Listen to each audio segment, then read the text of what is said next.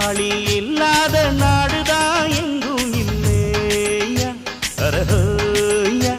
அவன் உழைப்பாலே பிழைக்காத பேருதான் எங்கும் இல்லையா அரஹோயா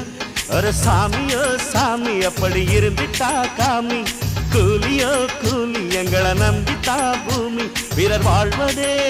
எங்க வேர்வையில் தான் உழைப்பாளி இல்லாத நாடுதான் எங்கும் இல்லையா